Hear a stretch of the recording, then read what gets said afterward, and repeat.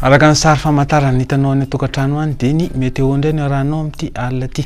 Ka dia faly miarabanareo rehetra izay ekipany météo malagasy.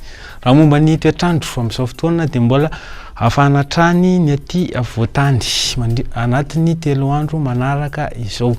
Fa raha momba ny toetrandrontsika rapitso dia tahaka izao izany. Isorana malefaka amin'ny faritra Antala, Maroantsetra ary Mananara avaratra iny. Hoizavona vao maraina kosa zany aty amin'ny atsimon'ny Nosy aty. Zany hoe amin'iny atsimo andrefana, Androy ary Orombe iny. Faritra sisa moa dia Fandimo, Rahona sy ny Masoandro. Raha ny tolakandro indray dia balika mihitsy ny andro indrindra amin'iny andrefan'ny Nosy iny. Fa amin'iny avaratra Analanjorofy iny dia mbola itoetrany orana malefaka. Raha momba ny maripanina vao maraina indray dia tahaka izao izany.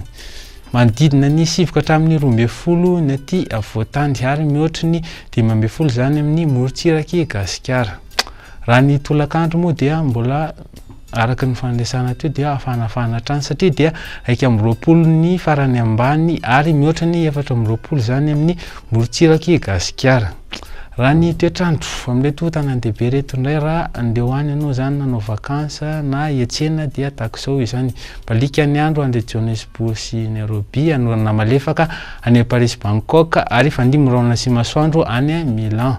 Ny toetrandro amin'reto Nosy Ravavy reto moa dia tsy ahitana orana zany ireo amin'ny ankapobeny fa i Seychelles no somary andrahona. Zay tompoko ny afaka tolotra n'ity alina ity fa mameanao fotoana rapitso tahaka izao indray. Veloma tompoko.